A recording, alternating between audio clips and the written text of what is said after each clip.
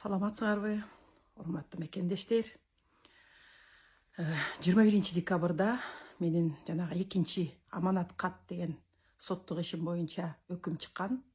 Бишкек шаардык соту ооба, Свердлов райондук сотунун чыккан өкүмү туура деп мени 5 жылга пробациялык көзөмөлгө соттошкон. Анан эми өкүм күчүнө киргенден кийин баягы бизден алып койгон буюмдарымды алайын деп барсам, телефонум аябай маанилүү болуп аткан. Анан барсам, эжеке сиздин телефонуңуз эч качан материалдардын ичинде жок. Аны мурун эле силерге бериш керек болчу деп, мен канча барсам да жок, соттун өкүмү ишке кирмейинче бербейбиз деп, Чүй ГУВДсынын тергөө башчысы, менин ишимди тергеген Сергей Райымбеков бергенден баш тартып коюшкан. Анан көчө ошентип билип калдым. Телефонум көрсө изилденген эмес. Анан бир нерсеге кече оюм жетти да. Биздин жашоодо болуп аткан окуя эч качан жөн жерден болбойт экен да. Көчөгү окуядан кийин баягы Фейсбуктан да түз эфир жасап, ушундай эмоцияга алынып, ичим күйдү да. Эмне негизинде бизди айыпташты. Ош шаарында өзүнүн ишин жасап жүргөн, саясатка кийлигишпеген, өзүнүн социалдык тармактарга даже кирбеген кыз, дүкөнчү кыз, пенсияда отурган жигит, алыскы Чаткалдагы машина оңдогон слесарь жигит, Нарындагы инсульттан кийин буту баспай калган бир эжеке, баарыбыз бешөөбүз биригип, бийликти басып, башаламандык уюштурган топ түзгөн экенбиз да. Биздин баарыбызды жалдаган Телекмат Коренов болгон. Тергөөчүлөрдүн жомогунун негизинде. Анан соттук териштирүүдө Телекматты чакыргыла, ал деле СИЗОдо отурат, ал бизди методот да баягы чогуу кылмыш жасайлык деп вербовать деп жазыптыр да. Ал биздин башчыбыз болсо, аны да чакыргыла дегенге дагы макул болгон жок. Соттук териштирүүнү ачык кылгыла. Мейли журналисттер келип көрсүн, эмне далилдер бар экен деген, ага да макул болгон жок. То есть соттун залынын ичинен эмне сүйлөбөйлүк ал маанисиз болгон да, анткени жабык кылып коюшкан. Биз жөн эле ырды ырдасак дагы ал эч кимге кереги жок болчу.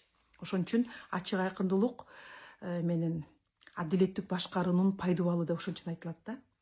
Эгер бийликтин колунда биз кылмыш жасай тургандын далили турса, алар ачык кылгыла, эл көрсүн, журналисттер келип жазсын деп айтышмак.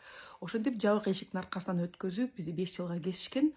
Анан баары күчүнө киргенден кийин менин телефонум көрсө далили катары да кабыл алынган эмес экен.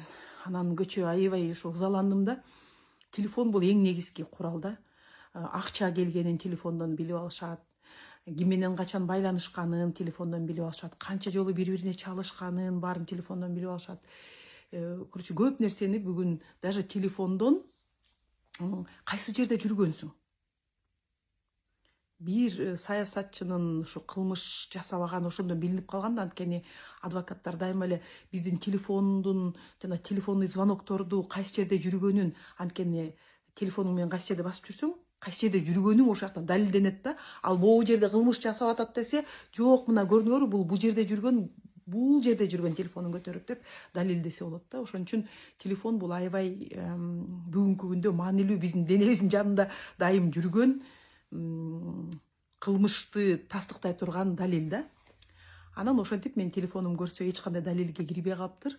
Ошондо мен жана уюшулган кылмыштуу топ менен кантип байланышкам, алардан канча акча алгам буйртмамды аткарыш үчүн, эчтеке далил жоктой эле болуп калды да. Кантип сүйлөшкөнбүз, кантип бири-бирибиздин ролдорубузду прям жазып беришкен, прям распределение роль, булар өзүнчө уюшкан, ушундай ким эмне жасайт экенин баарын ортодон жазып алышкан, ушундай топ болгон депчи. Анан баягы видеону жасагандан кийин силердин окурмандардын жазганыңарды окуп, кечке ойлондум да, айттым. Көрсө мен укук коргоочу катары чоң жоопкерчиликти мойнума өзүм жүктөп алган экенмин. Өзүм укук коргоочу болуп жүрүп, бир киши жазды да. Өзүң укугуңду коргойбасаң сен бокчийсиңби тиги? Укук коргоочу деп өзүңдү атап депчи. Терең ойлонуп көрсөк, туура эле айтыптыр.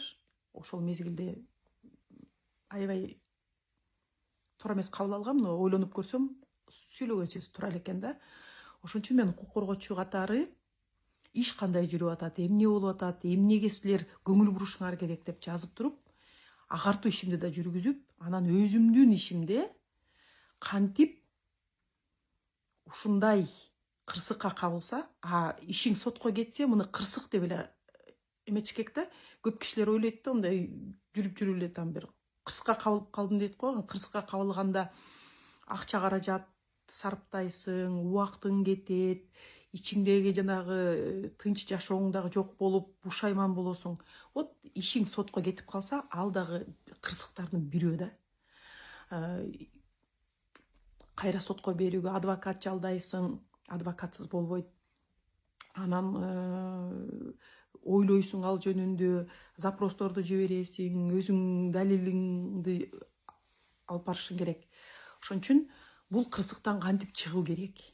Кантип өзүңдү куткарасың? Ата-энелер болсо, түрмөгө түшүп калган балдар болсо, аны кантип куткарыш керек дегенди көрсөтүп турушум керек экен да. Ошон үчүн кечээки болгон окуя жөн болгон жок. Мен кайра сотко кайрылып, өзүмдүн ишимди кайра каратууга аттанып атам. Мындан кийин акырындан жазып коюп турам. Анткени себеби эл тараза, эл билип туруш керек. Укук коргоочу болуп туруп эле өзүм мынакей кылмышты мен мойнума илип коюшту деп отуруп калсам, башкаларга дагы көрсө, тиги укук коргоочу өзүнүн укугун коргой албай аткандан кийин биз жөн эле жатып беришибиз керек, башыбызды сунуп деген болбосун деген ой болду да. Ошон үчүн мен кайра өзүм ишимди каратканга аттанып атам. Баарыңарга рахмат.